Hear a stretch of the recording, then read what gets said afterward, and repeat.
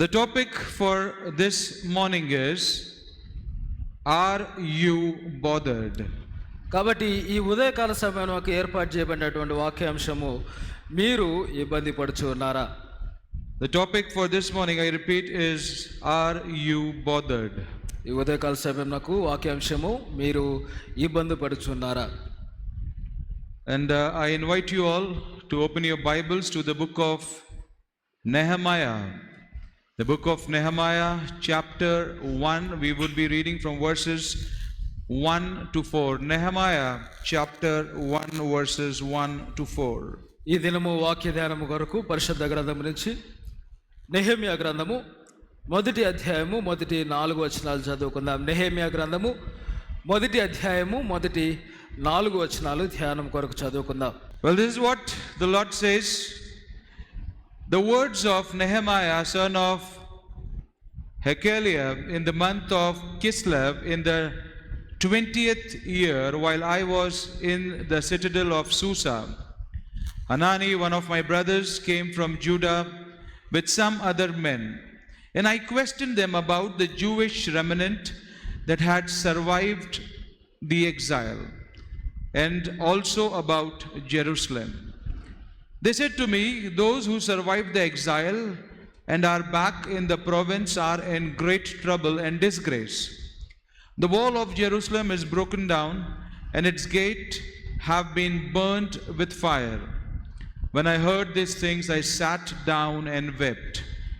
For some days I mourned and fasted, and I prayed before the God of heaven. We would be meditating on verse 4 this morning that says, when I heard these things, I sat down and wept. For some days I mourned and fasted, and I prayed before the God of heaven. Nehemiah గ్రంథము మొదటి అధ్యాయము మొదటి 4 వచనాలు ధ్యానం కొరకు చదువుకుందాం. హకల్యా కుమారుడైన నెహెమ్యా యొక్క చర్యలు. 20వ సంవత్సరంలో క్లీసెవు మాసమున నేను షూషను కోటలో ఉండగా, నా సహోదరులలో హనానియాను ఒకడును యూదులలో కొందరును వచ్చిరి. చెరపట్టబడిన శేషములో తప్పించుకొనిన యూదులను గూర్చి యెరూషలేమును గూర్చి నేను వారిని అడుగగా, వారు చెరపట్టబడిన వారిలో శేషించిన వారు ఆ దేశంలో బహుగా శ్రమను నిందను పొందుచున్నారు, మరియు యెరూషలేము యొక్క ప్రాకారము పడద్రోయబడి ఉన్నది, దాని గుమ్మములను అగ్నిచేత కాల్చబడి ఉన్నవని నాతో చెప్పిరి. ఈ మాటలు వినినప్పుడు నేను కూర్చుండి ఏడ్చి కొన్ని దినములు దుఃఖముతో ఉపవాసముడి ఆకాశమందలి దేవుని ఎదుట విజ్ఞాపన చేసి తిరిగి. కాబట్టి ఇదిలము ధ్యానం కొరకు 4వ వచనాన్ని మరొకసారి చదువుకుందాం. ఈ మాటలు వినినప్పుడు నేను కూర్చుండి ఏడ్చి కొన్ని దినములు దుఃఖముతో ఉపవాసముండి ఆకాశమందలి దేవుని ఎదుట విజ్ఞాపన చేసి తిని. God bless the reading and the hearing of His word. దేవుడు తన పరిశుద్ధ వాక్యాన్ని మనందరి వెనుకల్లో దీవించును గాక. The grass withers and the flowers fade, but the word of the living Lord endures forever and ever. గడ్డి ఎండిపోవును, దాని పువ్వు వాడిపోవును, మన దేవుని వాక్యము నిత్యము నిలుచును. This is a time where we continue in the anointing of the Holy Spirit to come teach, preach and give us the understanding to these holy scriptures. కాబట్టి ఈ పరిశుద్ధ లేఖనములను గురించినటువంటి సత్యాలను మనకు బోధించినట్లుగా పరిశుద్ధాత్మ సహాయం కొరకు వేడుకుందాం. I invite you to pray with me. నాతో కలిసి ప్రార్థన చేయవలసిందిగా మిమ్మల్ని ఆహ్వానిస్తూ ఉన్నాను. Blessed Father, living Lord, we thank you for this wonderful day that's been added in our life. కృపగల దేవ, దయగల తండ్రి, మా జీవితంలో మీరు అనుగ్రహించినటువంటి నూతన దినమును బట్టి మీకే కృతజ్ఞతాస్తుతులు చెల్లిస్తూ ఉన్నాం. Indeed, it's a blessing, O Father, that the very 9th month of this year and on the very last Sunday, O Father, that we are in your sanctuary acknowledging all that you've done and given. Father, continue to dwell with us. ఓ ప్రభా నాయన, ఈ 9వ మాసంలో చివరి ఆదివారమున నాయన మేమందరము ప్రవేశించుండగా ప్రభా నీ యొక్క సన్నిధిని సహవాసమును మాతో కొనసాగింపజేయండి. Lord, speak to us through your word this day. ఓ ప్రభా నాయన, ఈ దినమున నీ యొక్క వాక్యముతో మాతో మాట్లాడండి. Lord, transform the way we live our life. మేము మా జీవితంలో కొనసాగుతున్నటువంటి విధానమును మార్చండి. Keep us away from all distractions. ప్రతి విధమైనటువంటి ఆటంకం నుంచి దూరపరచండి. That we focus only on your word. తద్వారా నీపై మాత్రమే మేము కేవలము నాయన దృష్టిని ఉంచినట్లుగా Thy blessed name we pray. మీ శ్రేష్టమైన నామములో అడిగి వేడుకొంచున్నాం. Amen and amen. Amen. 70 years of captivity were being awarded to the children of the Lord, and they were sent into captivity for 70 long years. కాబట్టి దేవుని యొక్క బిడ్డలు 70 సంవత్సరములు వారు చెరలోనికి పంపించబడి ఉన్నారు. And when the time was due, after all that happened during those days, it was been decided that the exile is ended and they have to go back to the promised land, and now most of them have gone back. All the remnants specifically, they have moved back to Jerusalem, and now Jerusalem is all torn apart. The walls have come down. The place is in complete desolation. కాబట్టి ఎప్పుడైతే కాలము సమీపించి ఉందో అప్పుడు వారందరూ కూడా మిగిలిన వారు శేషించిన వారు ఎవరైతే ఉన్నారో యెరూషలేమునికి వెళ్ళినప్పుడు యెరూషలేం అంతా కూడా చెల్లాచెదురుగా ఉండట, అది పడద్రోయబడి ఉండట, నాశనమైపోయి ఉండట వారు చూస్తూ ఉన్నారు. When we talk about Nehemiah, this very book, the book before that is the book of Ezra, and when we read the book of Ezra, we get to the understanding that how he was instrumental with the exiles moving down onto Jerusalem and trying to build the walls, trying to build the city, but unfortunately that could not happen. కాబట్టి ఈ నెహెమ్యా గ్రంథమునకు ముందుగా ఉన్నటువంటి Ezra గ్రంథము ఎప్పుడైతే మనం చదువుతూ ఉన్నామో, ఎలాగున Ezra తన మిగిలిన వారిని కలిసి యెరూషలేమునికి వెళ్ళి యెరూషలేం పట్టణమును తిరిగి కట్టడానికి తాను ప్రయత్నం చేస్తూ ఉన్నాడో సంగతులన్నీ కూడా మనం చూడగలుగుతాం. So this morning we would try to understand from the life lesson of this man Nehemiah as to why it is important for us to understand that what takeaways can we learn from his life and what he did for the Lord. కాబట్టి ఈ దినము నెహెమ్యా ద్వారా దేవునికి మనము ఎలాగున మనము పని చేయగలము, లేదా మనము ఎటువంటి జీవిత సత్యాలను మనము పాఠములను ఈ యొక్క నెహెమ్యా ద్వారా నేర్చుకొనగలమో మనము ధ్యానం చేద్దాం. The very first chapter of this book introduces that there is the brother of his who comes down to visit him from Jerusalem, and the news that he gives to Nehemiah is very disturbing, because he says that though the remnants have reached safely, though the remnants are there in Jerusalem, but yet there is lot of trouble, lot of disgrace, because the whole place remains in ruin. కాబట్టి ఎప్పుడైతే ఈ నెహెమ్యా గ్రంథము మొదటి అధ్యాయమును మనం చదువుతూ ఉన్నామో, ఆ మొదటి అధ్యాయము సందర్భం మనం గమనిస్తూ ఉన్నప్పుడు నెహెమ్యా యొక్క సహోదరుడు ఒకడు యెరూషలేము నుంచి నెహెమ్యా వద్దకు వచ్చి యెరూషలేము యొక్క పరిస్థితి ఎంత దయనీయంగా ఉంది అనేటువంటి పరిస్థితిని నెహెమ్యాకు వివరించినప్పుడు తాను ఆందోళన చెందుతున్నటువంటి వాడుగా, తాను కలవరపడుతున్నటువంటి వాడుగా మనం చూస్తూ ఉన్నాం.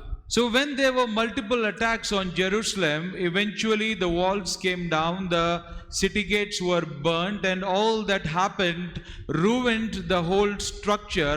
And even after the 70 years of exile, when the remnants had gone back, they wanted to raise these walls again, but that did not happen. And the same news is being brought by Nehemiah's brother to him. కాబట్టి ఎవరైతే యెరూషలేములోనికి వెళ్తూ ఉన్నారో వారి యొక్క పట్టణ ప్రాకారములు పడద్రోయబట్ట, అలాగనే వారి యొక్క గుమ్మములు కాల్చివేయబట్ట వారు చూస్తూ ఉన్నారు. దానిని బట్టి వారు 70 సంవత్సరముల తర్వాత వారు ఆ పట్టణంలోనికి వెళ్ళినప్పటికీ కూడా తిరిగి దానిని నిర్మించడానికి ప్రయత్నం చేస్తూ ఉన్నారు, కానీ అది వారికి సాధ్యపడటం లేదు. అదే విషయాన్ని నెహెమ్యాకు వారు తెలియజేస్తూ ఉన్నారు. So when all these things was been shared by Hanani to him, the man got troubled, he got disturbed, and the word says in verse 4 that when I heard these things, I sat down and wept. For some days I mourned and fasted and prayed before the God of heaven. కాబట్టి హనన్యా అనేటువంటి తన యొక్క సహోదరుని ద్వారా తెలియజేయబడినటువంటి ఈ యొక్క మాటలను బట్టి నెహెమ్యా చాలా కలవరము చెందినటువంటి వాడుగా ఉంటూ 4వ వచనంలో తాను మాట్లాడుతూ ఉంటున్నాడు. ఈ మాటలు వినినప్పుడు నేను కూర్చుండి ఏడ్చి కొన్ని దినములు దుఃఖముతో ఉపవాసం ఉండి ఆకాశమందలి దేవుని ఎదుట విజ్ఞాపన చేసితిని. When we try to learn about this man Nehemiah, he was the cup bearer of the king. కాబట్టి ఎప్పుడైతే నెహెమ్యా గురించి మనం చూస్తూ ఉంటున్నామో తాను రాజునకు పానదాయకుడిగా ఉంటూ ఉన్నాడు. The reason why I want you to understand this is because cup bearer was no ordinary person. ఈ పానదాయకుడు అనేటువంటి వాడు ఎంత మాత్రం కూడా సాధారణమైనటువంటి వ్యక్తి కాదు. Because when we think about, cup bearer, the first thing that comes is that, the usual waiters that we see around our time, that he must be someone like that, who's with the king to just serve wine or any kind of drink to him whenever the king wants. కాబట్టి ఎప్పుడైతే మనం పానదాయకుని గురించి ఆలోచిస్తూ ఉంటున్నామో సాధారణంగా మనము చూసేటువంటి ఈ waiters అని అనుకుంటూ ఉంటాం. కేవలము అతను రాజునకు కావలసినటువంటి పానమును అందించేటువంటి వాడుగానే మనము అర్థం చేసుకుంటూ ఉంటాం. But that was not the role of a cup bearer during those times, because the role of his was very essential, very important, because his job was that whenever there was a drink or whenever the food had to be offered to the king, it was this man who had to taste it, who had to drink it before the king, he feasts on the food or before the king takes a drink. కాబట్టి ఇది సాధారణమైనటువంటి మనము చూసేటువంటి వెయిటర్ని పోలినటువంటిది కాదు. కానీ పానదాయకుని యొక్క పాత్ర తాను రాజునకు ఏదైతే అందిస్తూ ఉంటున్నాడో దానిని ముందుగా ఇతను రుచి చూచి అది సురక్షితమైనదా లేదా అని పరీక్షించి తర్వాత రాజునకు అందించవలసినటువంటి వాడుగా ఉంటూ ఉన్నాడు. So the job was so important and essential that it was like a national security issue would have happened if something wrong would have gone during his service to the king. ఒకవేళ అతను గనక తను చేసేటువంటి పనిలో ఏదైనా కానీ పొరపాటు చేసినట్లయితే అది ఆ రాజ్యం అంతటిలో కూడా కలవరాన్ని రేపేటువంటిదిగా ఉంటుంది. So the cup bearer was a confidant to the king. He was a person who was very close to him, because obviously a man who has to go through so many things before the king is able to drink or eat his food.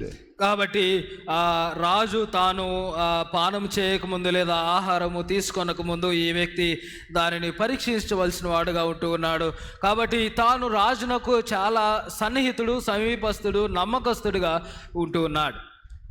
So the reason why we are going deep into the scriptures to understand about Nehemiah is because he did not have an ordinary job. The job that he was having in the empire was very, very important, very essential, and certainly he was being well rewarded for his services. కాబట్టి ఎందుకొరకు నెహెమ్యా యొక్క జీవితమును గురించి ఇంత లోతైనటువంటి ధ్యానమును మనం చేస్తూ ఉన్నామని అంటే, అతను సాధారణమైనటువంటి జీవితమును జీవించట్లేదు. చాలా ప్రాముఖ్యత కలిగినటువంటి ఒక పాత్రను తాను పోషిస్తూ తాను చేస్తున్నటువంటి పనికి అనేక సార్లు అనేక విధములుగా తాను ప్రతిఫలము పొందుతున్నటువంటి వాడుగా కూడా ఉంటూ ఉన్నాడు. So when this man comes to know about what has happened, when he comes to know that his brothers, his own family, his children, his everyone, for that matter, not exactly his children, but then obviously his people who are there in Jerusalem, his remnants, his loved ones, they are all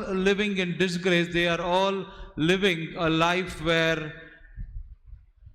they shouldn't be, because they had all planned for a return, and that return should have been a very great one. ఎందుకంటే తాను వింటున్నటువంటి వార్త ఎవరైతే తన సహోదరులు లేదా తన బిడ్డలు లేదా తనతో పాటు ఉన్నటువంటి వారు లేదా తనకి కలిగినటువంటి వారందరూ కూడా ఎప్పుడైతే తిరిగి యెరూషలేమునకు వెళ్తూ ఉన్నారో, ఏదైతే జీవితమును వారు జీవించకూడదో, ఏదైతే వారు అనుభవించకూడదో అటువంటి ఒక జీవితమును వారు అనుభవిస్తూ ఉన్నారు. So we have to focus and understand from the life of this man Nehemiah as to what life lessons do we learn, and in order to do that, we are now dividing this into two parts. Today we would be focusing on part 1, and the following Sunday we would also continue with the same book and focusing on the next part. కాబట్టి ఈ నెహెమ్యా యొక్క జీవితం ద్వారా మనం నేర్చుకునేటువంటి ఆ యొక్క జీవిత పాఠంలో మనము 2 భాగాలుగా విభజించుకుంటూ ఉన్నాము. మొదటి భాగము ఈ దినము ఈ ఆదివారం మనం కొనసాగిస్తూ ఉంటున్నాం. రెండవ భాగము వచ్చే ఆదివారము ఇదే గ్రంథంపై మనం ధ్యానము చేయబోతూ ఉంటున్నాం. So the very first life lesson that we learn from him is standing for the Lord. కాబట్టి మొట్టమొదటిగా మనము నెహెమ్యా ద్వారా నేర్చుకునేటువంటి పాఠం ఏంటి అని అంటే దేవుని కొరకు నిలవబడుట. It's a very major question, because how many of us stand for the house of the Lord, or how many of us are bothered on how the house of the Lord is progressing? మనలో ఎంతమంది దేవుని యొక్క ఆలయమును గురించి, దేవుని యొక్క ఆలయం యొక్క పురోగతిని గురించి మనము చింతిస్తూ ఉంటూ ఉన్నాం? ఎంతమంది ఆలోచిస్తూ ఉంటూ ఉన్నాం?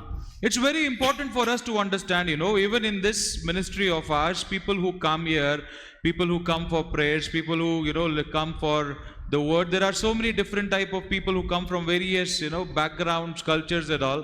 But when they come and they connect with us and they are here, I know some of them in particular who are so much connected with this ministry that they are indeed, working day and night, and most importantly, praying day and night for the progress of this ministry.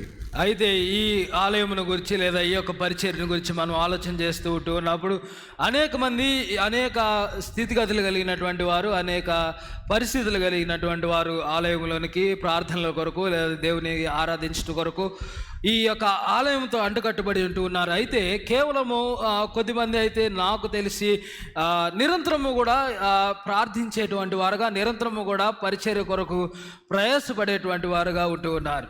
But still there are lot many of us who are not bothered, who are, in fact they do not have even this thought that why should we be even, thinking about any progress or anything that's connected with the ministry or anything that's connected with this house of the Lord. అయితే చాలా సార్లు దేవుని యొక్క ఆలయంతో లేదా ఈ యొక్క పరిచర్యతో ఎందుకు నేను ఆలోచించాలనేటువంటి ఆలోచన కలిగినటువంటి వారు కూడా ఉంటున్నారు. I don't blame them, because it's the way that they are, it's the way that they their thought processes, it's the way that they are moving with the Lord. అయితే నేను ఎంత మాత్రము కూడా వారిని నిందించడం లేదు, కానీ వారి యొక్క ఆలోచన దేవునితో కొనసాగేటువంటి వారి యొక్క విధానము ఆ రీతిగా ఉంటూ ఉంది. But the word of God always teaches us that we should stand for him, we should always be instrumental in the house of the Lord, that we should always be a channel through which the Lord is pleased to see at what all that we are doing for him, his kingdom and his ministry. కానీ దేవుని యొక్క వాక్యము నిత్యము కూడా మనము ఆయన యొక్క రాజ్యము కొరకు ప్రయాసపడేటువంటి ఒక చక్కని పాత్రలాగా మనము ఆయన కొరకు నిలవబడేటువంటి వారముగా ఉండాలని మనకు బోధిస్తూ ఉంటుంది. It's very important to understand this, because think about from the mindset of this man Nehemiah. He is enjoying his life, he is the king's cupbearer, and he is doing a job that's very, very risky for his own life as well, because he has to taste everything before it's been given to the king. And moreover, he's been well rewarded because of the services that he's giving to the king.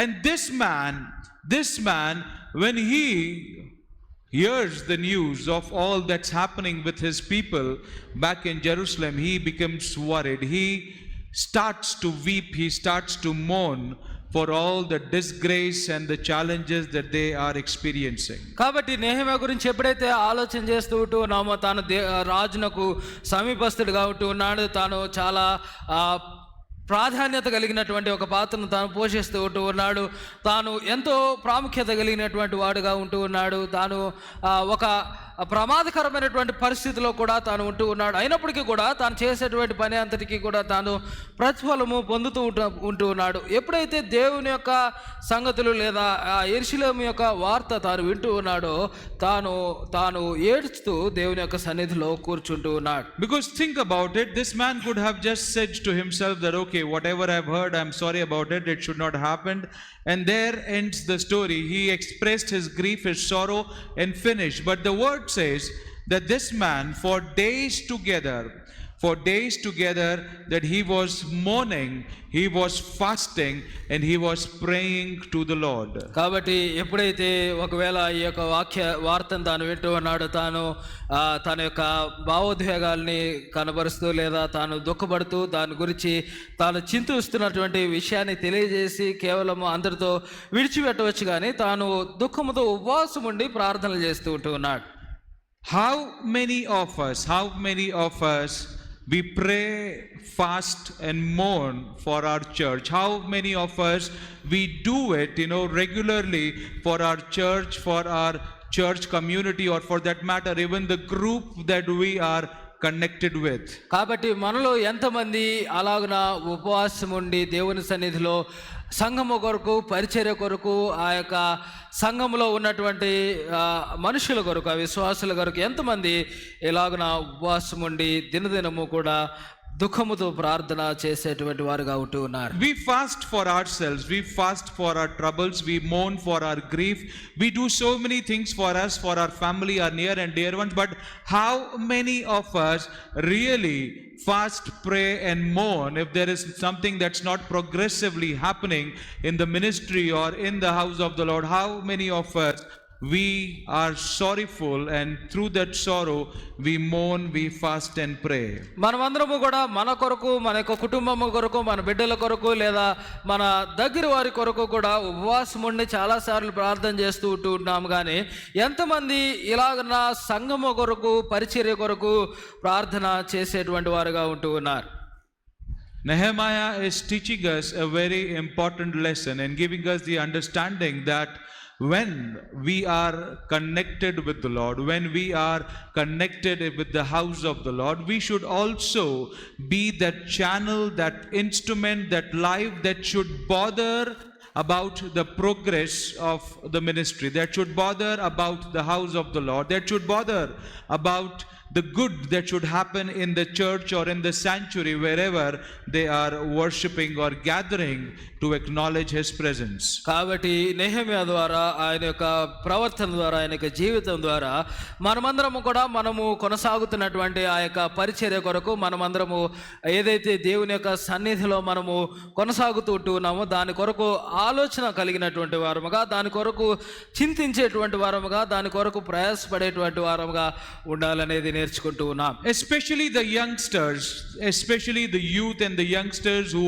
are eventually now growing in the Lord, they should understand that it's very important to be a life that should be growing not only spiritually but also be a life that should be instrument in your church, in your ministry, in your sanctuary, on the progress that they should be, that instrument of progress in the house of the Lord. మరి ముఖ్యంగా చిన్న బిడ్డలు లేదా యవన బిడ్డలు మరి ముఖ్యంగా దేవుని యొక్క సన్నిధిలో దాని యొక్క అభివృద్ధి కొరకు, పరిచర్య యొక్క ముందడుగు కొరకు ప్రయాసపడేటువంటి వారుగా, దాని కొరకు అటువంటి చక్కని పాత్రలుగా, అటువంటి చక్కని జీవితమును వారు కలిగి ఉండవలసిన వారుగా ఉంటున్నారు. The second point for us is that taking bold decisions and taking bold and unwavering decisions are also a part of our way with the Lord.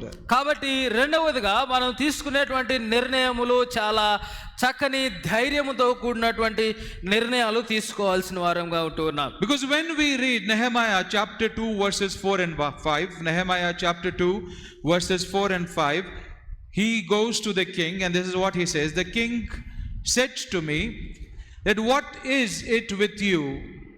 What is it with you? Because when he was in the presence of the king, the man was sad. There was grief on his face because he's been mourned, he's been, fasting and praying to the Lord. And in that emotion of his, he goes to the king doing his usual job, and the king comes to know that this man is not, there's something wrong with him, he's not happy, and he also questioned that you don't look to be sick, but what's wrong with you? And that is when Nehemiah says this to the king. Then I prayed to the God of heaven, verse 5, and I answered the king, if it pleases the king, and if your servant has found favor in his sight, let him send me to the city in Judah, where my ancestors are buried, so that I can rebuild it. Nehemiah గ్రంథము 2వ అధ్యాయాన్ని మనం చూస్తూ ఉంటున్నప్పుడు యథావిధిగా నెహెమ్యా తిరిగి రాజు సముఖమునకు వెళ్తూ ఉంటున్నాడు. తాను పానదాయకుడిగా తన యొక్క పనిని తాను చేస్తూ రాజునకు పానమును అందించేటువంటి ఆ యొక్క క్రమములో తాను కొనసాగుతూ ఉండగా నెహెమ్యా తాను విన్నటువంటి వార్తను బట్టి తాను దుఃఖముఖుడై ఉంటూ ఉన్నాడు. తాను తన యొక్క ముఖములో విచారమును కనపరుస్తూ తాను ముందుకు వెళ్తూ ఉంటున్నాడు.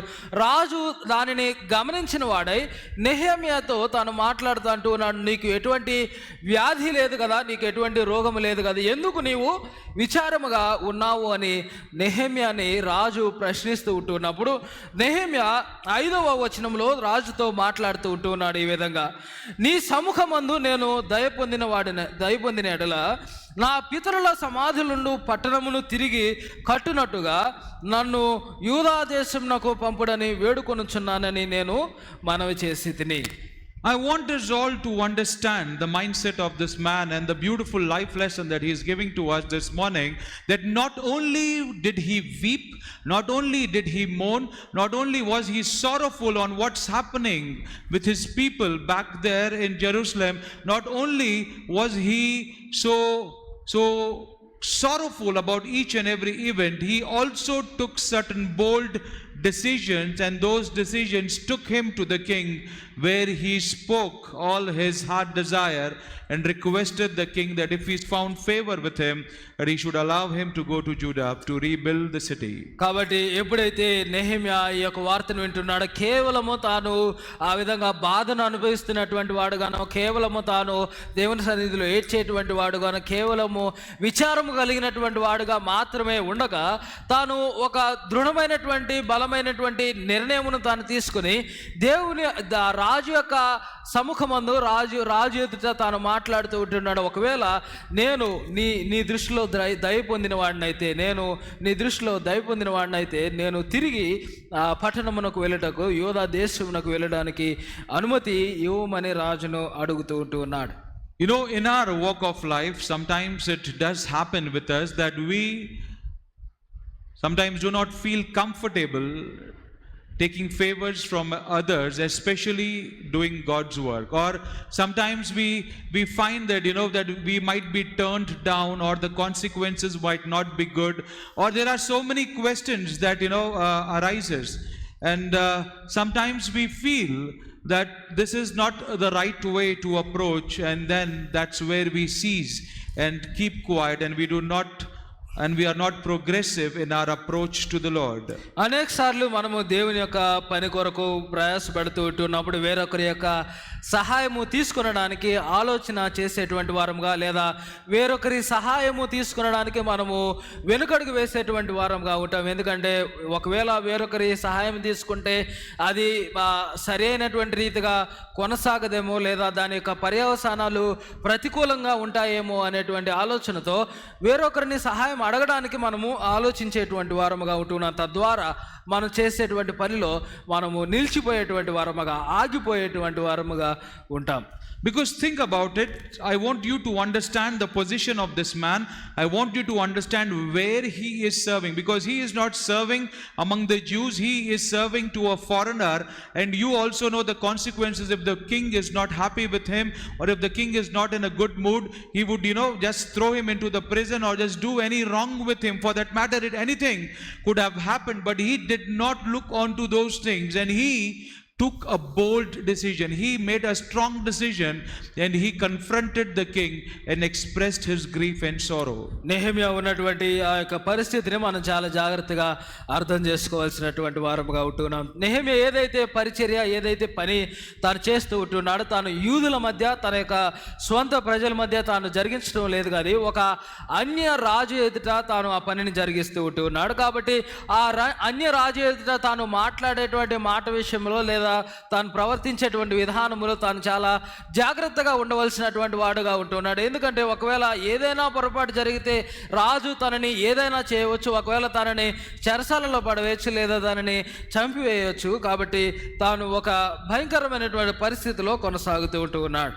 You know, most of the time in our walk of life, especially with the youngsters, especially with those who are growing in faith, it's been observed mostly, or it's been seen most of the time, that when they are in the midst of such situations, they do not bother, they do not get into those situations thinking that this is not where we have to be, or this is not what is meant for us to do. Someone else will certainly come and take care of such situations, and they move away, they divert away, they get into a different track altogether because they think it's not something that we should be bothered about. చాలా సార్లు యవనస్తుల యొక్క జీవితంలో కావచ్చు, లేదా ఎవరైతే విశ్వాసంలో నూతనముగా ఎదుగుతూ ఉంటున్నారో వారందరూ కూడా ఇటువంటి ఒక సందర్భాన్ని వారు చూస్తూ ఉంటున్నప్పుడు ఇది నాకు సంబంధించినది కాదు, లేదా ఇది నా కొరకు ఉంచినది కాదు, లేదా ఇది నేను చేయవలసినది కాదు, ఎవరో ఒకరు వస్తారు, ఎవరో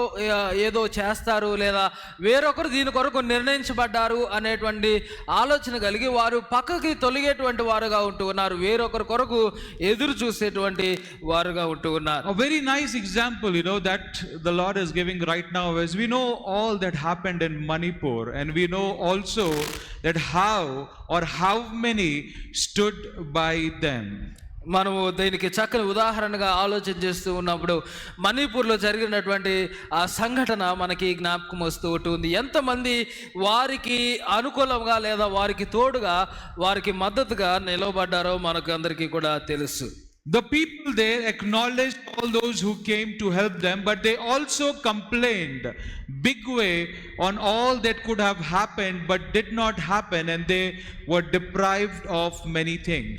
కాబట్టి వారందరూ కూడా ఎప్పుడైతే వారిని సందర్శిస్తూ ఉంటున్నారో అక్కడ జరిగినటువంటి ఆ యొక్క దానిని బట్టి వారి యొక్క దుఃఖాన్ని తెలుపుతూ అక్కడ వారు ఏదైతే సాధ్యము కాగలదో దాని గురించి కూడా మాట్లాడుతూ ఉంటున్నారు. It's very important to understand, my friends, my family, that when we are growing in the Lord, when we are in connection with Him, we should not only be self-centered or self-bothered about what is happening with us or our life, we should also be setting examples through the good that we exhibit in the life of how a church, a ministry or a sanctuary grows, and how are we instrumental in that growth. కాబట్టి మనం ఎప్పుడైతే దేవునిలో కొనసాగుతూ ఉంటూ ఉన్నామో మనం ఎంత మాత్రము కూడా మన యొక్క వ్యక్తిగత ఆలోచనలు లేదా వ్యక్తిగత స్వలాభము కొరకు ప్రయాసపడే వారముగా కాక పరిచర్య కొరకు దేవుని యొక్క సంఘం యొక్క ఎదుగుదల కొరకు మనం ప్రయాసపడేటువంటి వారముగా ఉండబద్దులమై ఉంటూ ఉన్నాం. And most importantly, taking a standing for the Lord is very important, because most of us, we feel, why should we get into this trouble? This is not our cup of tea. We should not be bothered about all that's happening. The Lord Himself will take care, because if this problem is there in the house of the Lord, He has to manage Himself, and we don't get into those situations because we feel it's not us to be bothered of. చాలా సార్లు మనమందరము కూడా ఇటువంటి దానిలో ముందుకు కొనసాగడానికి ఆలోచన లేని వారముగా మనము ఎందుకొరకు అనవసరంగా ఇబ్బందికి గురవ్వాలి అనేటువంటి ఆలోచన కూడా కలిగి ఉన్నటువంటి వారముగా ఉంటూ ఉన్నాం. But Nehemiah teaches us wonderfully that this man, when he heard, not only did he mourn, weep, pray, fast, but he also approached to the king with a bold decision, with a plan of what he wants to do. And one man wanted to go all the way to Jerusalem so that he could rebuild the walls. కాబట్టి అందుకొరకే నెహెమ్యా ఎప్పుడైతే వార్తను వింటున్నాడో కేవలం తాను కూర్చుండి ఏడ్చి దేవుని యొక్క సన్నిధిలో దుఃఖాక్రాంతుడై ఉండడం మాత్రమే కాదు, కానీ తాను రాజు ఎదుటకు వెళ్ళి ఒక దృఢమైనటువంటి ఒక తీర్మానమును తాను తీసుకొని తిరిగి వారి యొక్క దేశమునకు వెళ్ళడానికి తాను ప్రయాసపడేటువంటి వాడుగా ఉన్న ఆలోచనను తాను రాజునకు తెలియజేస్తూ ఉన్నాడు. So that should be the life of each and every child of the Lord. That should be the understanding that when the Lord has given us, when the Lord has blessed us, when the Lord has taken care of us every day of our lives. When the Lord has been good to us, His faithfulness gets renewed every day. We should stand for the Lord. We should be there that whenever our lives are required. We should be there to be attentively working for His ministry, attentively working for the progress of all that the Lord has given to us. అటువంటి ఒక జీవితాన్ని ప్రతి ఒక్క దేవుని బిడ్డ కూడా కలిగి ఉండవలసినటువంటి వాడుగా ఉంటూ ఉన్నాడు. ఎప్పుడైతే దేవుని యొక్క వాత్సల్యత నిత్యము కూడా మన పట్ల నూతన పరచబడుతూ దేవుని యొక్క ప్రేమ కనికరములు నిత్యము మన పట్ల కురుమరించబడుతూ ఉంటూ ఉన్నప్పుడు మనము ఆయన కొరకు నిలవబడేటువంటి వారముగా, ఆయన కొరకు ప్రయాసపడేటువంటి వారముగా ఉండబద్ధమై ఉంటూ ఉన్నాం. One man stood for those remnants who are there in the promised land. One man stood. He did not know what would happen, how it would happen, what are the consequences that I would be facing. He did not know any of that, whether the king will agree or he won't agree, or how things would be progressing, because many years have now passed by. When we look into the scriptures from the time of Ezra to the time of Nehemiah, 13 long years have passed by, and this man is just, approaching the king, not knowing what's the way forward, but still he knows and believes that his Father in heaven will certainly take care of everything that he wants to execute. అయితే ఒక వ్యక్తి మాత్రము నిలవబడుతూ ఉన్నాడు. ఒక వ్యక్తి దేవుని కొరకు, ఆ యొక్క తన ప్రజల కొరకు, యూదుల కొరకు తాను నిలవబడుతూ ఉంటున్నాడు. తనకి ఏది సంభవిస్తుందో తాను ఎరిగినటువంటి వాడుగా ఉంటున్నాడు. తన యొక్క పర్యవసానాలు, తన యొక్క ఫలితములు ఏ విధంగా ఉంటాయో తనకి తెలియనప్పటికీ కూడా తాను దేవుని కొరకు తాను నిలవబడుతూ ఉంటున్నాడు. మనం గమనిస్తూ ఉంటున్నప్పుడు ఎజ్రా కాలమునకు, అనగా వారు దేశంలోనికి ప్రవేశించినటువంటి ఆ కాలమునకు, ఈ నెహెమ్యా కాలమునకు మనం గమనిస్తూ ఉంటున్నాడు 30 సంవత్సరములు గడిచిపోతూ ఉంటున్నాయి. అయినప్పటికీ కూడా నెహెమ్యా దేవుని కొరకు ఆ యొక్క పర్యవసానాలని లెక్క చేయక, లక్ష్య పెట్టగా, దేవుడు తనకు సహాయముగా ఉంటాడనేటువంటి దృఢమైనటువంటి నిరీక్షణతో తాను దేవుని కొరకు నిలవబడుతూ ఉంటూ ఉన్నాడు. What was his interest? We have to understand, what was this man's interest? Why did this man want to leave a job where he is happy, where he is, well provided, comfortable, good status, good place to rest, good food to eat, though the life is risky because, anything could even happen to him, but yet, despite of that risk, he was enjoying a good lifestyle. ఎందుకొరకు నెహెమ్యా ఇటువంటి ఒక నిర్ణయం తీసుకుంటున్నాడు? అతను కలిగినటువంటి ఆసక్తి ఏంటి? ఎందుకంటే నెహెమ్యా రాజు యొక్క సన్నిధిలో, లేదా రాజు యొక్క ఆ యొక్క తాను పానదాయకుడిగా ఉంటూ చక్కని జీవితమును తాను జీవిస్తూ ఉంటున్నాడు. ఒకవేళ అది కొద్ది విషయాల్లో ప్రమాదకరమైనది అయినప్పటికీ కూడా చక్కని జీవితమును తాను జీవిస్తూ ఉంటున్నాడు. ఎందుకొరకు ఇటువంటి ఒక ఉద్యోగాన్ని తాను విడిచిపెట్టి తాను తిరిగి యెరూషలేమునకు వెళ్ళాలని ఆసక్తి చూపిస్తుంటూ ఉన్నాడు. When you want to stand for the Lord, yourself should sit down. That's the way it has to be. When you want to stand for the Lord, yourself should sit down and you should be progressing on what the Lord wants you to do. కాబట్టి ఎప్పుడైతే మనము దేవుని కొరకు నిలవబడుతుంటున్నామో, మనము మన యొక్క ఆలోచన లేదా మనకు సంబంధించినటువంటి విషయాలన్నీ కూడా తగ్గవలసిందిగా ఉంటుంది. తద్వారా మనము దేవుని కొరకు నిలవబడేటువంటి ఆ యొక్క విధానము హెచ్చింపబడుతూ ఉంటుంది. Today's world, the biggest challenge is that we don't want to stand for the Lord. We don't want to come out of our comfort zones. We don't want to do those things that are, making us to exert, making us to go that extra mile, or making us to do certain things that we are not comfortable with. మనము ఏదైతే ఒక విషయం పట్ల మనము సంతోషంగా లేమో, సౌకర్యంగా లేమో, దాని కొరకు మనము చాలా చాలా ఎంతగానో ప్రయాసపడేటువంటి వారముగా, మరింతగా ముందుకు వెళ్ళడానికి మనల్ని మనము కష్టపెట్టేటువంటి వారముగా ఉంటాం. I want us to understand the mindset of this man, because he did not know what lies ahead. He did not know whether those people there, when he approaches to them to rebuild the wall, whether they would accept, not accept, because 13 long years have passed by. They are living in that period of disgrace where their hearts have, gone down, broken completely, because they tried to rebuild the wall, but that did not happen.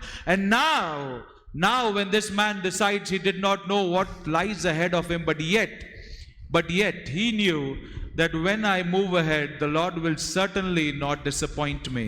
కాబట్టి అక్కడ శేషించినటువంటి వారు 30 సంవత్సరముల నుంచి ఆ యొక్క ప్రాకారమును ఆ యొక్క పట్టణమును తిరిగి నిర్మించడానికి ప్రయాసపడుతూ ఉంటున్నారు. అయినప్పటికీ కూడా వారికి సాధ్యము కాలేదు. కానీ ఒకవేళ ఇటువంటి సమయంలో నెహెమ్యా తిరిగి ఆ యొక్క పట్టణంకు వెళ్ళి వారిని ప్రేరేపించాలని ప్రయాసపడితే వారు తనని స్వీకరిస్తారో లేదో కూడా తనకు తెలియదు. అయినప్పటికీ కూడా తాను దేవుని కొరకు నిలబడుతూ ఉన్నాడు. You know, the meaning of the name Nehemiah is God comforts. The meaning of the name is God comforts. But yet this man came out of his comfort to move into that place, move on to that journey where he did not know whether he would be comforted, but he knew that the Lord will comfort him in whatever he is deciding upon. Nehemiah అనేటువంటి ఆ యొక్క పేరు నాకు అర్థం కనుక మనం చూస్తూ ఉంటున్నప్పుడు దేవుడు తానే ఆదరిస్తాడు అనేటువంటి ఆలోచన అనేటువంటి అర్థము మనకి వస్తూ ఉంటుంది. అయితే నెహెమ్యా మాత్రము దేవుడు తనని ఆదరిస్తున్నటువంటి ఆ పరిస్థితుల నుంచి బయటకు వచ్చి కూడా దేవుని కొరకు ప్రయాసపడడానికి, దేవుని కొరకు కష్టపడడానికి తాను సిద్ధపడుతూ ఉన్నాడు. Today the sad part in our lives is today we are so self-focused, we are so self-centric with the way our lives is moving. We don't want to take that extra mile like how Jesus spoke about. We are never wanting to go ahead that extra mile, because when we try to do that, the challenges, the situations, the problems that we experience, we again go back to our own comfort zones and are happy the way our life is moving. కానీ మన జీవితంలో మనం పరిశీలన చేస్తూ ఉన్నప్పుడు మనము ఆ యొక్క వ్యక్తిగత జీవితంలో, ఆ యొక్క స్వంత జీవితంలో మాత్రమే మనము దృష్టిని నిలిపేటువంటి వారముగా ఉంటున్నాము. కానీ సంఘం గురించి ఆలోచన చేసేటువంటి వారముగా లేదా సంఘము కొరకు మరింతగా ప్రయాసపడేటువంటి వారముగా ఎంత మాత్రము ఉండడం లేదు. सोचने वाली बात है. It's very important for us to understand that why should we be bothered to come out from the good that the Lord has given to us, from this life that we are enjoying? Why should we be doing the other things that do not even are bothering us, or do not even are concerned to us? Why should we stand for the house of the Lord? ఏదైతే సంగతులు మనలను నిజముగా కలవర పెట్టడం లేదో, లేదా మనకి ఇబ్బందిని కలుగజేయడం లేదో, అటువంటి విషయాల కొరకు మనం ఎందుకు మన యొక్క సౌకర్యవంతమైనటువంటి జీవితంలోంచి వెలుపలికి వచ్చి ప్రయాస పడవలసినటువంటి వారముగా ఉంటూ ఉన్నాము? దీనిని మనం చాలా జాగ్రత్తగా ఆలోచన చేయవలసినటువంటి వారముగా ఉంటూ ఉన్నాము. But this one man took a decision that I would make a difference. It doesn't matter what I would experience there. It doesn't matter how my journey would be. It doesn't matter the challenges that I would encounter, but I would do what I'm supposed to do, and I would be that instrument in rebuilding, instrument in progressing, instrument in restructuring the house of the Lord. కానీ నెహెమ్యా ఒక చక్కని నిర్ణయం తీసుకుంటూ ఉన్నాడు. నేను ఏమి ఎదుర్కొన్నప్పటికీ కూడా, నేను ఎటువంటి పరిస్థితిలో వెళ్ళవలసినప్పటికీ కూడా, నేను ఒకవేళ ఎటువంటి పరిస్థితిని నేను ఎదుర్కొనవలసి వచ్చినప్పటికీ కూడా నేను దేవుని కొరకు ప్రయాసపడతాను, లేదా నేను ఏదైతే చేయవలసినదో అది చేయడానికి నేను నిలవబడతాననేటువంటి చక్కని నిర్ణయమును తాను తీసుకుంటూ ఉన్నాడు. So eventually what happens is the king, he replies back, okay, when do you want to go? When will you come back? All that has been decided. He says, yes, go ahead and I am there with you. And then Nehemiah eventually moves on to the journey. He also takes a letter from the king that the king himself is sending him as a governor there, and moreover he also takes a letter that he should be provided with timber from the forest that lies in his journey ahead. కాబట్టి ఈ విధంగా తాను నిర్ణయాన్ని రాజునకు తెలియజేసినప్పుడు రాజు కూడా దానిని అంగీకరించి తిరిగి నెహెమ్యా యెరూషలేమునకు వెళ్ళడానికి తాను అనుమతిస్తూ ఒక చక్కని రాజాజ్ఞను తాను నెహెమ్యా చేతికి అందిస్తూ తాను తిరిగి పంపిస్తూ ఆ పట్టణంకు నిర్మించడానికి, పట్టణంను తిరిగి కట్టడానికి కావాల్సినటువంటి వనరులను కూడా తాను అందించడానికి రాజు ఒక చక్కని ఆజ్ఞను జారీ చేస్తూ. And now what happens is that when this man has decided that I have to stand for the Lord, I have to go and rebuild the walls of Jerusalem, and he's already taken the permission from the king has also said, go ahead in your journey, go ahead in whatever you want to do. Now the challenge comes is now that the enemy is troubled, Satan is disturbed. And that is what we read in Nehemiah chapter 2, verse 19. Nehemiah chapter 2, verse 19. But when Sanballat the Horonite and Tobiah the Ammonite officials and Geshem the Arab heard about it. You know, when Satan knows about that you want to change the course of your life, that you are no more with him, you are not enjoying what he is giving to you, providing to you, now you want to return to the Lord, you want to go onto that way of the Lord, you want to choose the narrow gate instead of the broad and good gate that he has given out to you. Now you want to change yourself, moving on to the other side. He gets disturbed, he gets really disturbed, and that's what verse 19 says, that when these men, Sanballat, Tobiah and Geshem, when they hear about it, they start mocking, they ridiculed us and said, what is this you are doing? They asked, are you rebelling against the king? కాబట్టి ఎప్పుడైతే రాజు తనని యెరూషలేమునికి వెళ్ళడానికి అనుమతిస్తూ ఉంటున్నాడు, చక్కని ఆ యొక్క రాజాజ్ఞను తనకిస్తూ ఉంటున్నాడు, అపవాది తాను చాలా ఆందోళన చెందుతూ ఉంటున్నాడు. అపవాది దాని గురించి చాలా ఇబ్బంది పడుతూ మరలా ఇబ్బందికి గురి చేయడానికి ప్రయత్నం చేస్తున్నాడు. అందుకొరకే 2వ అధ్యాయము 19వ వచనాన్ని మనం చూస్తూ ఉంటున్నప్పుడు అక్కడ రాయబడుతుంది, అయితే హోరోనీయుడైన సన్బల్లటును అమ్మోనీయుడైన దాసుడగు టోబియా అనువాడును అరబీయుడైన గెషెమును ఆ మాట వినినప్పుడు మమ్మల్ని హేళన చేసి మా పని తృణీకరించి మీరు చేయు పని ఏమిటి, రాజు మీద తిరుగుబాటు చేయుదురా అని చెప్పిరి. Whenever the enemy comes to know that this is what we have decided to do for the Lord, or this is what we want to do for our Father in heaven, for his house, for the church, for the community, for the group, for the sanctuary, for that matter, this is how we have to be living, our life with the Lord, he always gets very disturbed. He always gets very, very disturbed and worried as to why this is happening. And that is what these 3 men also spoke to each other. They also had this thought process about why are they promoting what was being stopped years back. When we read the very 10th verse of the same 2nd chapter, when Sanballat the Horonite and Tobiah the Ammonite officials heard about this, they were very much disturbed that someone has come to promote the welfare of the Israelites. కాబట్టి ఎప్పుడైతే మనము తిరిగి దేవుని యొక్క మార్గంలో కొనసాగాలని, దేవుని కొరకు ప్రయాసపడాలని నిర్ణయం తీసుకుంటూ ఉన్నామో, దానిని బట్టి అపవాది శత్రువు చాలా ఆందోళన చెందేటువంటి వాడుగా ఉంటాడు, దాని గురించి చాలా బాధపడేటువంటి వాడుగా ఉంటాడు. అదే సందర్భాన్ని, అదే విషయాన్ని మనం 2వ అధ్యాయం 10వ వచనంలో చూస్తూ ఉంటున్నప్పుడు అక్కడ రాయబడుతూ ఉంటుంది కదా, హోరోనీయుడైన సన్బల్లటును అమ్మోనీయుడైన టోబియాయు అను దాసుడును ఇశ్రాయేలులకు క్షేమము కలుగజేయు ఒకడు వచ్చినని విని బహుగా దుఃఖపడిరి. This is what the enemy always does. He wants to distract us. He wants us to be disconnected in what we have even thought or what we have planned to do for the Lord.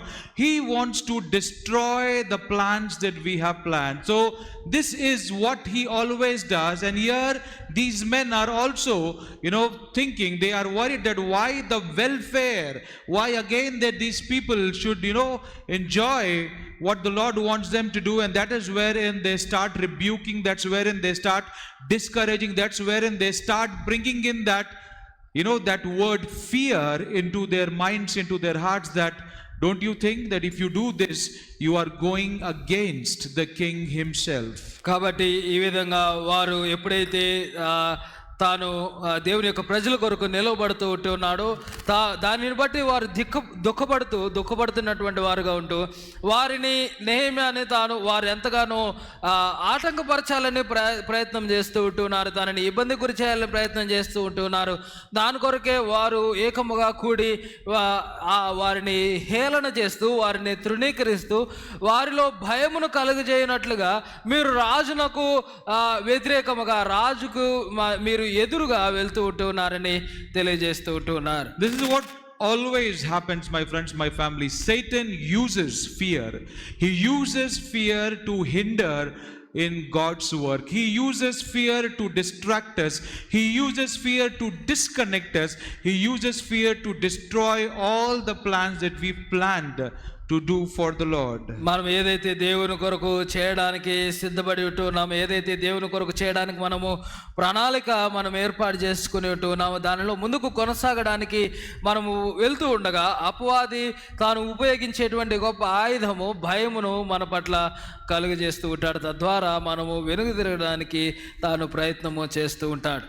That is what always the enemy does. He wants to instill that fear in us that if you do this, this can be the consequences. If you try to do that, that could be the consequences. And this fear factor, most of the time, it is so chaotic that Satan succeeds in planting and doing all that he wants to do against the Lord. అనేక సార్లు అపవాది భయమును మనలో నెలకొల్పాలని ప్రయత్నం చేస్తూ ఉంటాడు.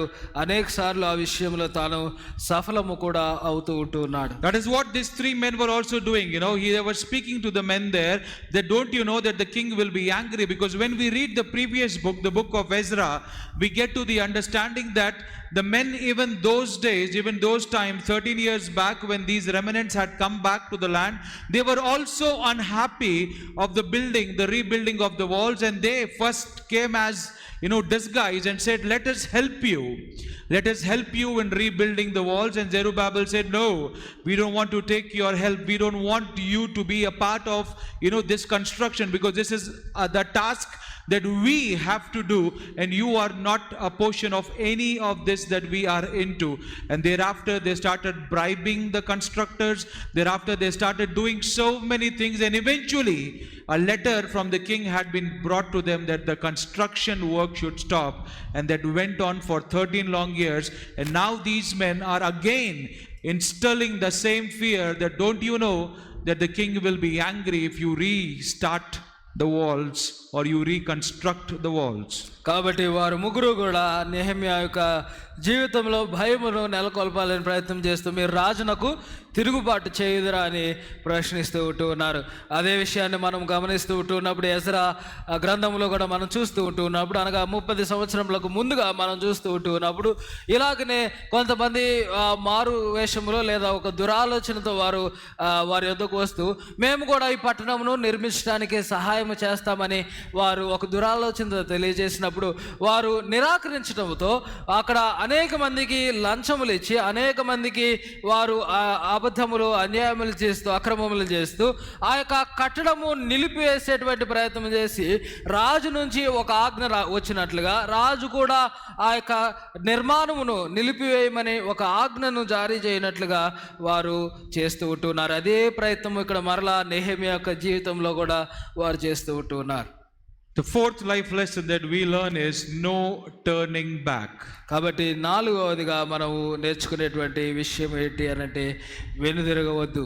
When you read the same chapter 2 verse 13, it says that Nehemiah, that very night I went out through the valley gate towards the jackal well and the dung gate, examining the walls of Jerusalem which had been broken down and its gates which had been destroyed by fire. Nehemiah 2వ గ్రంథము 13వ వచనాన్ని మనం చూస్తూ ఉంటున్నప్పుడు రాయబడుతూ ఉంది, నేను రాత్రి కాలమందు లోయ ద్వారము గుండా భుజంగపు బావి ఎదుటికి పెంట ద్వారము దగ్గరకు నువ్వు పోయి పడద్రోయబడిన యెరూషలేము యొక్క ప్రాకారములను చూడగా దాని గుమ్మములు అగ్ని చేత కాల్చబడి ఉండెను. I want you to closely examine this. The brother comes, gives the report. The man gets very sad, sorrowful, weeps, moans, cries, fast, prayers. Thereafter takes a bold decision, goes to the king. King says, okay, go ahead, son. But all this while he is not knowing that what lies ahead. Now in this verse, the verse 13 of the second chapter, by night he goes, because 3 days have passed by that he is in Jerusalem, in the city, and now at night he goes out, and that's the time where he physically sees with his eyes. Wow, this is a big task. The walls have completely broken down, the gates have burnt down. So this is something that's has to be beyond whatever I even thought about or ever I even imagined about, and this is something that's very concerning or something that I should be very much worried about. కాబట్టి ఎప్పుడైతే నెహెమ్యా వార్తను వింటూ ఉన్నాడో తాను మొదట కూర్చుని ఏడ్చి ఉపవాసం ఉండి దేవుని సన్నిధిలో దుఃఖంతో ప్రార్థన చేస్తూ ఉంటున్నాడు. తర్వాత రాజు దగ్గరికి వెళ్ళి తనకున్నటువంటి ఆ యొక్క నిర్ణయాన్ని ధైర్యంగా తెలియజేస్తూ ఉంటున్నాడు. అటు తర్వాత రాజు ఇచ్చినటువంటి అనుమతితో, రాజు యొక్క ఆజ్ఞతో తాను తిరిగి యెరూషలేమునకు ప్రయాణమై 3 దినములు ప్రయాణం చేసి రాత్రి వేళ యెరూషలేమును ఎప్పుడైతే సమీపించుంటున్నాడో తాను తన యొక్క సొంత కళ్ళతో, తన యొక్క సొంత నేత్రములతో తాను చూస్తూ ఉంటున్నాడు. యెరూషలేము యొక్క ప్రాకారములు సంపూర్ణముగా నాశనం అయిపోయి ఉంటున్నాయి. యెరూషలేము యొక్క గుమ్మములు ఆ యొక్క అగ్ని చేత కాల్చబడి ఉంటున్నాయి. ఆ సంగతిని తాను స్వయంగా తాను చూస్తూ ఉంటున్నాడు. It is the practical bitterness of our life, because what we see, what we see and how things are, sometimes it makes us to go back, because the thought process and the physical experience, when they do not match, that's wherein problem arises. Nehemiah ఎప్పుడైతే వాటిని చూస్తూ ఉంటున్నాడో తాను ఈ పని ఒకవేళ తనకి సాధ్యపడదేమో అనేటువంటి ఆలోచన కూడా కలిగి ఉండవచ్చు. చాలాసార్లు మనము కూడా మన జీవితంలో ఎప్పుడైతే ఇటువంటి పరిస్థితిని మనం చూస్తూ ఉంటున్నామో మనం వెనుదిరిగేటువంటి వారముగా ఉంటాము. ఎందుకంటే మనకున్నటువంటి ఆలోచన అలాగనే మనము ఎదుర్కొనేటువంటి వాస్తవము ఒకటిగా లేనట్లయితే మనం ఖచ్చితంగా నిరాశ చెంది వెనుదిరిగేటువంటి వారముగా ఉంటూ ఉన్నాం.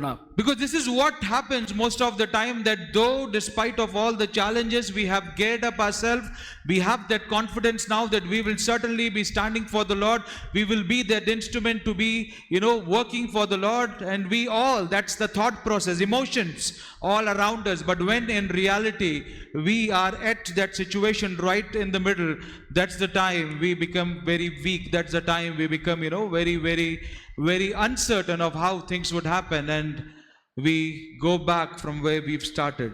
అనేక సార్లు మనము ఎంతో పెద్ద ఆలోచన కలిగి ఉన్నప్పటికీ కూడా, ఎన్నో ఉద్దేశాలు కలిగి ఉన్నప్పటికీ కూడా, ఎప్పుడైతే ఆ యొక్క వాస్తవంలోనికి, ఆ యొక్క వాస్తవపు మధ్యలోనికి మనము నిలబడుతూ ఉంటున్నామో మనము బలహీనపడేటువంటి వారముగా, ధైర్యమును కోల్పోయేటువంటి వారముగా ఉంటూ ఉన్నాం. Do not let your sight hinder your faith. ఎంత మాత్రము కూడా మీరు చూసేటువంటి ఆ యొక్క దృష్టి మిమ్మలను మీ యొక్క విశ్వాసములో నుంచి మిమ్మలను అడ్డుకొననివ్వకండి. Do not let your sight hinder your faith. It's very important to understand this, because though we are physically experiencing all the wrong, all the challenges, all the shortcomings, all those things that are not good, all those things that are not favoring us, all those things that are are disturbing us mentally, physically, don't look at those, because they will certainly hinder the faith that you have been elevated or have brought so far, of so many years of that faith that you have landed upon will get disturbed, will get spoiled if your sight focuses on those things, on those challenges that you are surrounded with.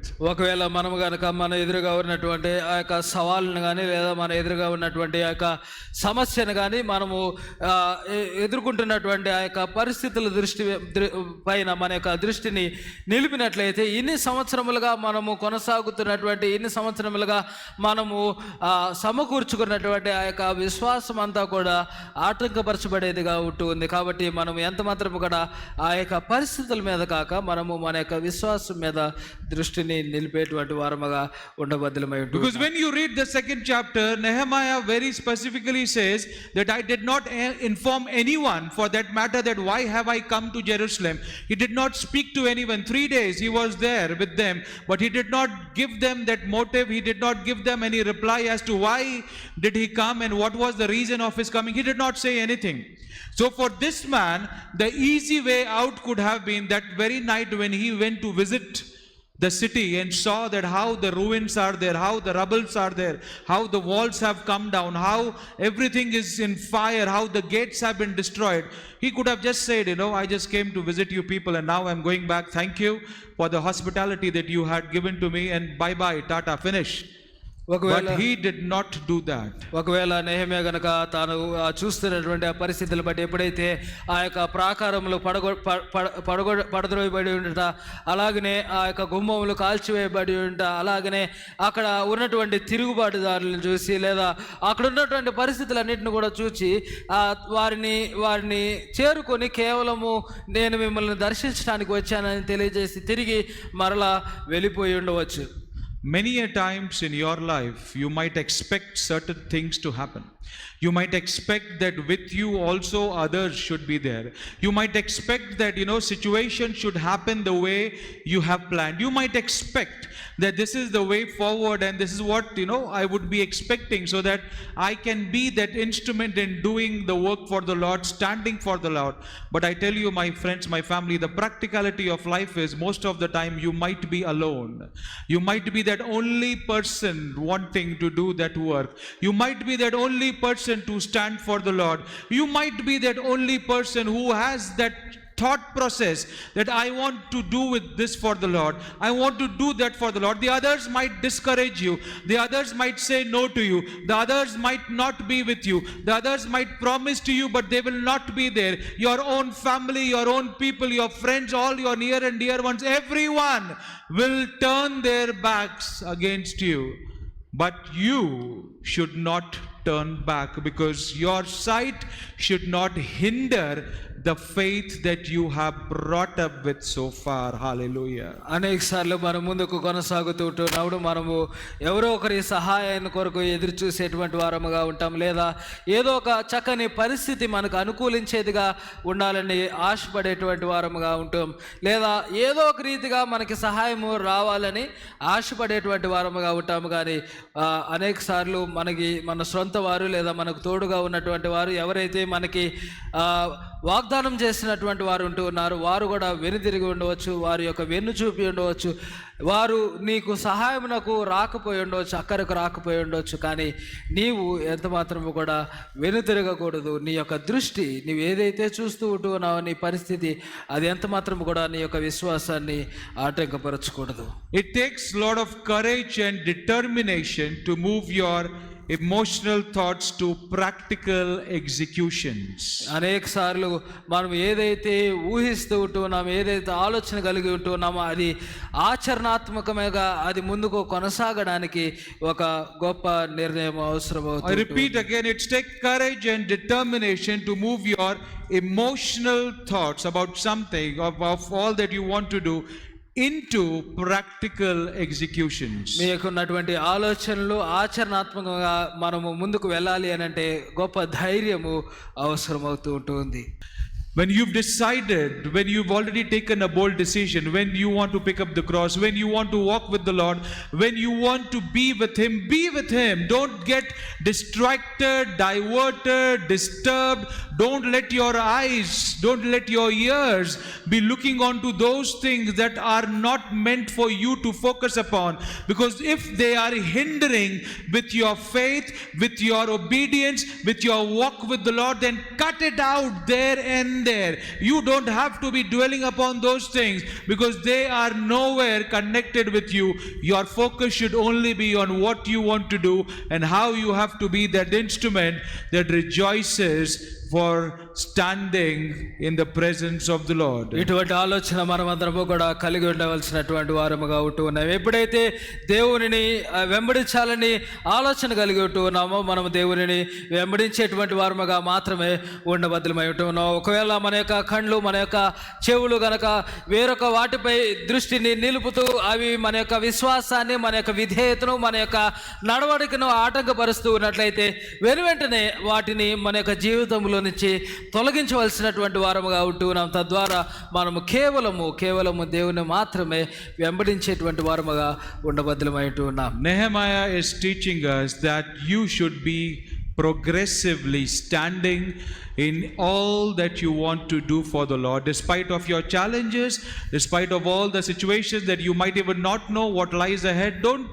think about those things. Just go with the flow. Do what the Lord wants you to do, because this is what this man did. When he came to know, he prayed, he fasted, he prepared himself, went to the king. The king gave him a way forward, landed up onto the place. The men over there said, what you are doing is not right, you are going against the king. He did not bother about them, and he went eventually at the night. He saw how big this task is, how everything has been ruined, how the gates have been burned, but yet he was determined that the Lord has brought him so far. Certainly he will even further lead him onto his expedition, onto that journey of he being that instrument of rebuilding the house of the Lord. కాబట్టి క్రీస్తునందు ప్రియులారా, మనం తీసుకునేటువంటి నిర్ణయం చాలా స్థిరమైనదిగా ఉండవలసిందిగా, దృఢమైనదిగా ఉండవలసిందిగా ఉంటుంది. అందుకొరకే నెహెమ్యాను ఎప్పుడైతే మనం గమనిస్తూ ఉంటున్నామో, తాను ఎంతమంది తనని ఆటంకపరచాలని ప్రయత్నం చేసినా, ఎంతమంది తనని భయపెట్టాలని ప్రయత్నం చేసిన, ఎంతమంది తనని నిరుత్సాహపరచాలని ప్రయత్నం చేసినప్పటికీ కూడా తాను నిర్ణయించుకున్నటువంటి మార్గంలో తాను ప్రయాణం చేస్తూ ఉంటున్నాడు. తాను నిర్ణయించుకున్నటువంటి ఆ మార్గంలో తాను నిలకడగా నిలవబడుతూ తాను కొనసాగుతూ దేవుని కొరకు పనిచేస్తూ ఉంటూ ఉన్నాడు. And this brings us to the takeaway for this afternoon, and the takeaway for the day is teamwork makes dream work. కాబట్టి క్రీస్తునందు ప్రియులారా, ఈ దినము మనము ఈ యొక్క ధ్యానం ద్వారా నేర్చుకునేటువంటి పాఠం ఏంటి అనంటే, మనము కలిసి పనిచేసినప్పుడు మన యొక్క కలలు నెరవేరుతాయి. I repeat, teamwork makes a dream work. ఎప్పుడైతే మనము కలిసి పనిచేస్తూ ఉంటున్నామో మన యొక్క కలలు పనిచేస్తాయి. Do you believe in this? దీన్ని నమ్ముతున్నారా? I want you to understand very closely, because all this while we were talking about one man's initiative, one man's thought process, one man standing to be instrumental in the kingdom of the Lord, one man wanting to do something that did not happen for 13 long years. But that very night when he took that walk of his on his animal, on his the beast that he was riding upon, when he took that that journey, along with him there were other people as well. That's the time he encouraged the others to also come and join him on this mighty task, on this mighty journey that the Lord has sent him to do. ఇంతవరకు కూడా మనం చేసినటువంటి ధ్యానం అంతట్లో కూడా కేవలము ఒక వ్యక్తిని గురించినటువంటి ఆలోచన, లేదా ఒక వ్యక్తి చేసినటువంటి కార్యము, ఒక వ్యక్తి యొక్క ఉద్దేశం గురించే మనము ధ్యానం చేస్తూ ఉంటూ ఉన్నాము. కానీ ఎప్పుడైతే తాను ఆ నిర్ణయం తీసుకొని ముందుకు వెళ్తూ ఉంటూ ఉన్నాడో, తాను ఇతరులను కూడా ప్రోత్సహిస్తూ ఉంటూ ఉన్నాడు, ఇతరులను కూడా ప్రేరేపిస్తూ దేవుని యొక్క పని కొరకు సిద్ధపరుస్తూ ఉంటూ ఉన్నాడు. When we read the same second chapter of this book, verses 17 and 18, this is what we read. 17 and 18, this is what comes across us. Then I said to them, that's Nehemiah saying to them, you see the trouble we are in. Jerusalem lies in ruins, and its gates have been burned with fire. Come, let us rebuild the wall of Jerusalem, and we will no longer be in disgrace. I also told them about the gracious hand of my God on me and what the king had said to me. కాబట్టి అదే విషయాన్ని 2వ అధ్యాయము 17-18 వచనాల్లో మనం చూస్తూ ఉంటూ ఉన్నాం. అక్కడ రాయబడుతూ ఉంది, అయితే వారితో నేను ఇట్లాంటిని, మనకు కలిగిన శ్రమ మీకు తెలిసి ఉన్నది. యెరూషలేము ఎట్లు పాడైపోయెనో, దాని గుమ్మములు అగ్ని చేత ఎట్లు కాల్చబడెనో మీరు చూచి ఉన్నారు. మనకు ఇక మీదట నింద రాకుండా యెరూషలేము యొక్క ప్రాకారము మరలా కట్టుదము రండి. ఇదియుగాక నాకు సహాయము చేయు దేవుని యొక్క కరుణాహస్తమును గూర్చి రాజు నాకు సెలవిచ్చిన మాటలన్నీ నేను వారితో చెప్పి తిని, అందుకు వారు మనము కట్టుటకు పూనుకుందము రండి అని చెప్పి ఈ మంచి కార్యము చేయుటకై బలము తెచ్చుకొనిరి. So far this man was a single man with a single thought, moving on to the direction that he was assigned upon by the Lord. And now he comes to a stage, now he comes to a point where he is with a certain group of people, and he raises out, he speaks about his testimony, he speaks about all that has happened with him. That's wherein he says to them that look and be encouraged, that how the Lord has been with me, how the Lord has provided to me, how the Lord has taken care of me, and how I have come so far, and how the king has been instrument in this journey of mine. And they reply back to him, let us start rebuilding. So they begin his good work. కాబట్టి తాను తీసుకున్నటువంటి నిర్ణయంలో ముందుకు కొనసాగుతూ ఒక స్థితికి తాను చేరుకున్నప్పుడు తాను ఇతరులను కూడా ప్రేరేపిస్తూ ఉంటున్నాడు. తాను లేచి నిలబడి తన యొక్క సాక్ష్యాన్ని ఇతరులకు తెలియజేస్తూ తాను ఎలాగున దేవుని చేత ఎన్నుకొనబడ్డాడు, ఎలాగున లేదా రాజు యొక్క ఆజ్ఞ తాను పొందుకొనగలుగుతూ ఉంటున్నాడు అనేటువంటి విషయాలను తెలియజేసి వారిని ప్రోత్సహిస్తూ ఉంటున్నప్పుడు వారు ఈ మంచి కార్యము చేయుటకు పూనుకుందము రండి అని వారందరూ కూడా ప్రేరేపించబడి వారందరూ కూడా లేచి నెహెమ్యాతో పాటుగా నిలవబడుతూ ఉంటున్నారు. When you distribute the responsibilities, when you distribute the task, when you distribute things among others who are there with you, that's where it gets equally distributed, and that's the time where they all come together doing the same task, doing the same job, and that is wherein they stand together in one accord, focusing on the same goal, focusing on the same way forward, operating like the body of Christ, operating as one accord in doing what the Lord wants them to do it together. And doing together is being that assembly that the Lord wants them to be in. కాబట్టి వివిధ పనులను వివిధ వ్యక్తులకు ఎప్పుడైతే మనము నిర్ణయించి ఇస్తూ ఉంటున్నామో వారందరూ కూడా వారి వారి పనులను వారి యొక్క ఆ యొక్క కార్యములను జరిగించేది వారు ఏకీభవించి ఒక గురి కొరకు, ఒక లక్ష్యము కొరకు వారు ఏక మనస్సుతో ఏక ఆత్మతో పనిచేయవలసినటువంటి వారుగా ఉంటూ ఉన్నారు. ఎప్పుడైతే వారు ఆ విధంగా ఏక మనస్సు కలిగి వారందరూ ఏకీభవించి పనిచేస్తూ ఉంటూ ఉన్నారు, అది దేవుని యొక్క సమూహమును, దేవుని యొక్క సంఘమును సూచిస్తూ ఉంటుంది. Think about it, just think about it. What made those people to agree to this man? What made those people to agree to Nehemiah, that why should we start to rebuild? Why should we agree to whatever you are saying to us? Because of the testimony, because of his journey, because of the way he approached them, because of the way he expressed to them that the Lord is with him and the Lord wants this to be rebuilt. The Lord has the house of the Lord to be progressive. The Lord wants this disgrace that they've been living for 13 long years to be removed from their lives. And this is what the Lord has done, and how even a foreign king who could have clearly said no to him has also accepted on this journey, has also accepted the rebuilding of the walls of the house of the Lord. కాబట్టి ఎందుకొరకు వారు నెహెమ్యాతో అంగీకరిస్తూ ఉంటున్నారు, ఏకీభవిస్తూ ఉంటున్నారు, నెహెమ్యాతో వెళ్ళడానికి వారు సిద్ధపడుతూ ఉంటూ ఉన్నారు అని అంటే, ఎప్పుడైతే నెహెమ్యా తన యొక్క సాక్ష్యాన్ని పంచుకుంటూ ఉన్నాడు, ఎప్పుడైతే దేవుడు తనతో ఉన్నటువంటి ఆ యొక్క విధానాన్ని తెలియజేస్తూ ఉంటున్నాడు, ఎప్పుడైతే దేవుడు వారు జీవిస్తున్నటువంటి ఆ యొక్క చెర జీవితమును లేదా వారు జీవిస్తున్నటువంటి అపకీర్తి యొక్క జీవితమును వారి యొద్ద నుంచి తొలగించేయాలని, ఎప్పుడైతే ఒక అన్యరాజు తనని తిరస్కరించగలిగినటువంటి ఒక స్థానంలో ఉండి కూడా తనని అంగీకరించి తనని స్వీకరించి తనని ఆ యొక్క మార్గంలో పంపిస్తూ ఉంటున్నాడు, ఆ యొక్క విషయాలన్నింటినీ తెలియజేసినప్పుడు వారు ప్రోత్సహించబడుతూ ఉంటున్నారు, వారు బలపరచబడుతూ ఉంటున్నారు, వారు నెహెమ్యాతో కలిసి నిలవబడుతూ ఉంటూ ఉన్నారు. Your life should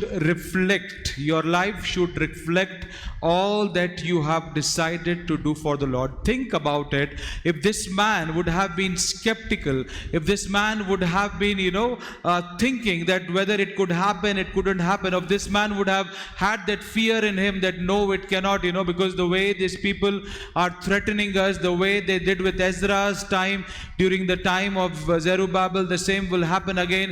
So let's not get into it. Though I had emotionally decided, but yet now looking at these facts and figures and the real situation of Jerusalem, I will not be able to do it. If his life would have exhibited that fear, if his life would have exhibited that question mark, that discomfort, whether happening, not happening, then certainly these people who were with him, they also would not have accepted to do what he was wanting to do. They wouldn't have accepted to do that.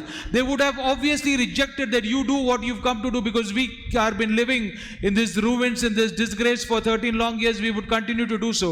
But his life made a change. His life elevated them. His life brought in that faith back into their lives, that yes, together as a team we have to stand to rebuild the walls of Jerusalem. కాబట్టి క్రీస్తునందు ప్రియులారా, వారు ఎలాగున నెహెమ్యాతో నిలవబడుతూ ఉంటూ ఉన్నారు, వారు ఎందుకొరకు అటువంటి చక్కని నిర్ణయం వారు తీసుకోగలుగుతూ ఉంటూ ఉన్నారు అంటే, నెహెమ్యా ఎప్పుడైతే తన జీవితంలో వారి ఎదుట కనపరుస్తూ ఉంటున్నాడో, నెహెమ్యా ఎప్పుడైతే తన యొక్క జీవితంలో దేవుడు యొక్క హస్తము ప్రత్యక్షపరుస్తూ ఉంటున్నాడు, ఎప్పుడైతే తాను కలిగినటువంటి ఆ యొక్క సంగతులన్నింటినీ కూడా వారి ఎదుట వివరిస్తూ ఉంటున్నాడో, తన జీవితమును బట్టి వారందరూ కూడా ప్రేరేపించబడుతూ ఉంటున్నారు, తన జీవితమును బట్టి వారందరూ కూడా బలపరచబడుతూ ఉంటున్నారు. When we talk about the body of Christ, it is not one man, it's an assembly, it's a group of people. It is everyone who has to come together in one accord, in oneness, in one mind, in one heart, in one spirit, doing the same thing. Only then you would see the progress. Only then you would see the house getting rebuilt. Only then you would see that you are moving towards bigger ways, mightier ways, and bigger breakthroughs with the Lord in his house. And that's wherein you all who have been together as a body of Christ would experience the divineness, the divine presence of his. కాబట్టి క్రీస్తునందు ప్రియులారా, ఎప్పుడైతే మనము ఆ యొక్క క్రీస్తు శరీరమును గురించి మాట్లాడుతూ ఉన్నామో, అది కేవలము ఒక వ్యక్తికి లేదా ఒక వ్యక్తి సంబంధించినటువంటిది కాదు, కానీ అది ఒక సమూహముతో కూడినది. ఎప్పుడైతే ఒక సమూహం అంతా కూడా కలిసి ఒక లక్ష్యము కొరకు ప్రయాసపడుతూ ఉంటారో, ఒక సమూహం అంతా కలిసి దేవుని కొరకు ప్రయాసపడుతూ ఉంటారు, అప్పుడు అది క్రీస్తు యొక్క శరీరముగా పిలువబడుతుంది. ఎప్పుడైతే క్రీస్తు శరీరంలో మీరందరూ కూడా పాలిభాగస్తులుగా ఉంటూ ఉన్నారు, దేవుని యొక్క దీవెన, ఆ దైవిక సహవాసము మీరందరూ కూడా అనుభవించగలిగేటువంటి వారుగా ఉంటూ ఉన్నారు. Building the house of the Lord is not one man show. The effort requires many hearts and minds working together in one accord, in one spirit, in one motive. కాబట్టి ఈ క్రీస్తు ప్రభువారి యొక్క శరీరం కేవలము ఒక వ్యక్తి చేసేటువంటి పని కాదు, కానీ అనేక హృదయములు, అనేక మనస్సులు, అనేక ఆలోచనలు, అనేక పనులు అన్నీ కూడా ఏకముగా కూడి ఒక తాటి మీదకి వచ్చినప్పుడు అది క్రీస్తు యొక్క శరీరముగా మనందరూ కూడా కనబడుతూ ఉంటుంది. But it is that one single initiative that matters the most. If you have that thought process and if you are executing it persistently, no matter all the challenges that you come across, no matter if people are there with you, not there with you, no matter situations are good or bad, no matter what comes your way, you are still there doing what you are supposed to do. That life of yours will become a testimony. That journey of yours will become a testimony. That way of yours will become a testimony, because looking at you, what you have spoken, what you have experienced, or how you have journeyed so far, it will influence others to join you. It will influence others to be your teammates. It will influence others to come together, and that's wherein the body of Christ is formed. That's wherein an assembly is formed. That's wherein one accord gets formed. Hallelujah. కానీ ఆ సమూహం అంతటిని కూడా నిలవబెట్టేటువంటి ఆ యొక్క జీవితము, ఆ ఒక వ్యక్తి యొక్క ఆలోచన చాలా ప్రాముఖ్యమైనదిగా ఉంటుంది. ఎప్పుడైతే ఆ ఒక వ్యక్తి వారందరినీ కూడా ప్రేరేపిస్తూ ఉంటున్నాడు, వారందరినీ కూడా బలపరుస్తూ ఉంటున్నాడు, వారందరినీ కూడా ప్రోత్సహిస్తూ ఉంటున్నాడు, వారందరూ కూడా ఏకాత్మ ఏక శరీరం కలిగి, వారందరూ కూడా ఏక మనస్సు కలిగి, వారందరూ కూడా ఆ రీతిగా ఒక లక్ష్యం కొరకు ప్రయాసపడగలుగుతారు. అప్పుడు అది దేవుని యొక్క సంఘముగా, దేవుని యొక్క సమూహముగా, దేవుని యొక్క సహవాసముగా పిలువబడుతూ ఉంటుంది. Can we all